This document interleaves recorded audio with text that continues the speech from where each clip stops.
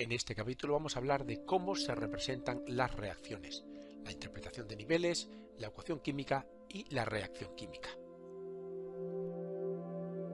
En concreto, explicaremos los tres niveles, el macroscópico, el submicroscópico y el simbólico. Hablaremos de la información de una ecuación química, que son las reacciones químicas diferentes, el ajuste de estas reacciones químicas, las conclusiones y un pequeño resumen final explicando cómo se representan las reacciones químicas. En las reacciones químicas existen tres niveles, el macroscópico, el submicroscópico y el simbólico. El primero se utiliza la descripción a nivel de sustancias, indicando sus propiedades y su estado físico. Así se puede identificar reacciones químicas y determinar los elementos de la reacción. En el segundo se trata de modelos que representan las partículas que forman las sustancias que intervienen en la reacción. Y el tercero usa fórmulas químicas para plasmar la ecuación química de la reacción. Estas son las diferencias entre macroscópico, submicroscópico y simbólico. Empezamos con la primera, con el nivel macroscópico, que es ni más ni menos que la observación a simple vista. Y allí describiremos a nivel de sustancia, indicando sus propiedades y su estado físico, lo que vemos. Vamos a poner un ejemplo. Tenemos el azufre y el hierro que da origen al sulfuro de hierro. Bueno, pues a simple vista podemos ver el estado del azufre, que es sólido, al igual que el del hierro, y de su resultado del producto, el sulfuro de hierro. El color del azufre es amarillo, el del hierro gris claro y el del sulfuro de hierro gris oscuro. Y por lo que respecta al magnetismo, podemos observar también a simple vista que el azufre no es magnético, el hierro sí, pero el sulfuro de hierro tampoco. Bueno, pues en definitiva, de esta forma se pueden identificar las reacciones químicas y se determinan los elementos que hay en dicha reacción. Es a nivel visual únicamente. La segunda, a nivel submicroscópico, si tuviéramos un microscopio lo suficientemente potente, podríamos ver que dos moléculas de hidrógeno reaccionan con una molécula de oxígeno para producir dos moléculas de agua. El problema es que en el laboratorio no se puede trabajar a esta escala tan pequeña. Lo que se hace es medir masas y volúmenes y por tanto hay que traducir esta información a unidades de masa, al no tener un microscopio tan potente, lógicamente. Y la tercera son las ecuaciones químicas, que las vamos a ver a continuación mediante un ejemplo.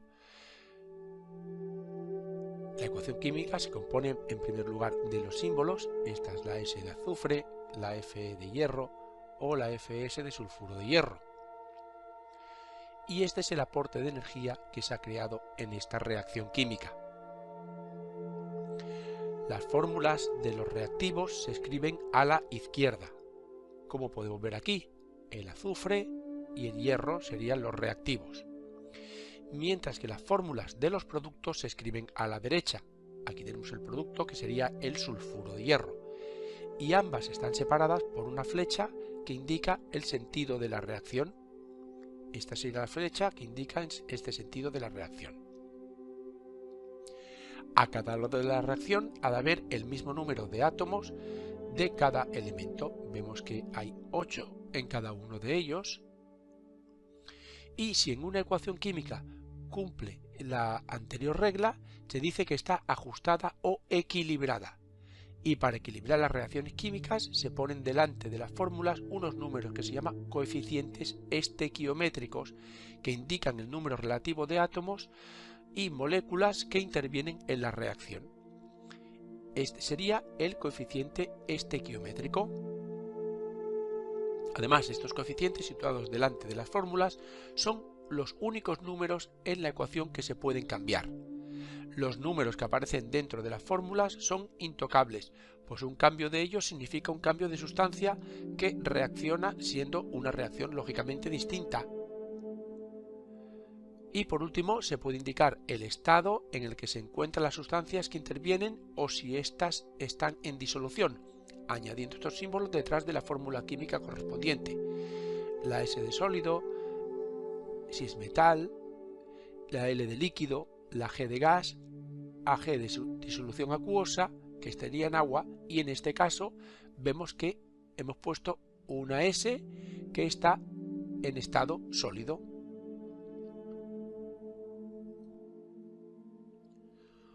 Por tanto, una ecuación química nos da dos informaciones.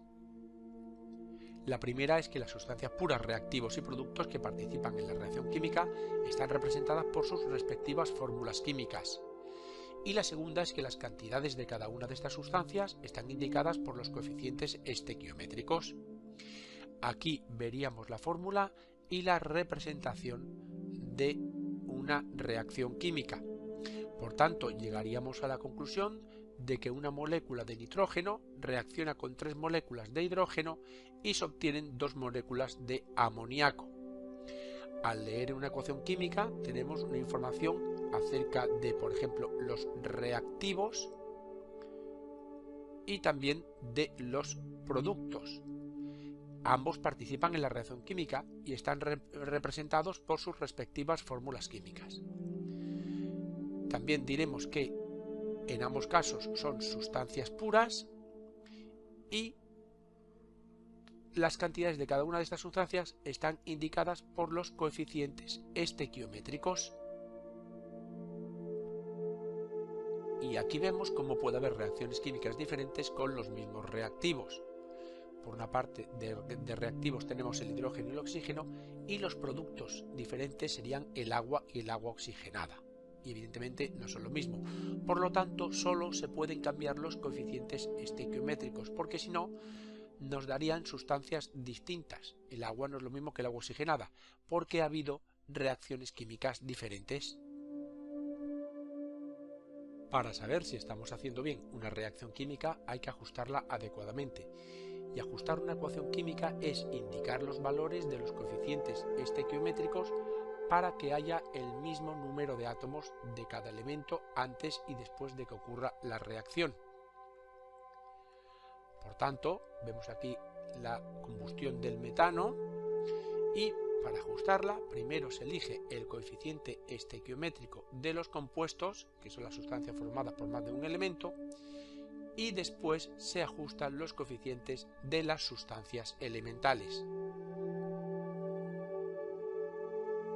Para saber si estamos haciendo bien una reacción química hay que ajustarla adecuadamente, y para ajustarla primero elegimos el coeficiente estequiométrico de los compuestos, las sustancias formadas por más de un elemento, y después se ajustan los coeficientes de las sustancias elementales. Vamos a ver paso por paso detalladamente esto. Por un lado, escribimos las fórmulas de reactivos y productos y contamos el número de átomos de cada elemento a ambos lados de la flecha. Esta sería la fórmula y aquí tendríamos los átomos a ambos lados de la flecha. Un átomo de carbono, 4 átomos de hidrógeno y 3 átomos de oxígeno. En segundo lugar, elegimos el coeficiente de un compuesto que no modifique en exceso a los demás. Ponemos un 2 en H2O para ajustar los hidrógenos. Vemos dónde lo hemos puesto, que sería aquí. En tercer lugar, elegimos el coeficiente de las sustancias elementales. Ponemos un 2 en oxígeno para ajustar los oxígenos. Vemos dónde lo pondríamos, en el otro lado de la flecha, en las sustancias puras. Y por último, comprobamos que el número de átomos de cada elemento es el mismo, tanto en reactivos como en productos. Vemos que hay un átomo de carbono en los reactivos y los productos, 4 átomos de hidrógeno, porque pusimos el coeficiente estequiométrico de 2, y 4 átomos de oxígeno. Por tanto, la fórmula está ya ajustada. Como conclusiones podremos decir en principio que una reacción química es una reordenación de los átomos, de los elementos químicos que formaban los reactivos, de modo que se unan de forma diferente para dar lugar a los productos. Por eso el número de átomos de cada elemento químico es el mismo en reactivos y en productos. Lo que ha habido es una reordenación. En resumen, en una reacción química los átomos permanecen, ni se crean nuevos ni se destruyen. Los átomos lo que hacen es reordenarse a partir de los reactivos para formar los productos y los reactivos se convierten en productos con intercambio de energía. Y en resumen y para finalizar diremos cómo se representan las reacciones químicas, pues mediante ecuaciones químicas en las que están presentes dos cosas. Por un lado, coeficientes estequiométricos que dan datos sobre la proporción entre moléculas y moles de reactivos y productos, que esto lo vamos a ver en capítulos posteriores. Y por otro lado, fórmulas químicas tanto de reactivos como de productos. Y esto ha sido todo. Muchas gracias por escucharme y espero que te haya servido de ayuda. Para más información, entra en yucam.com.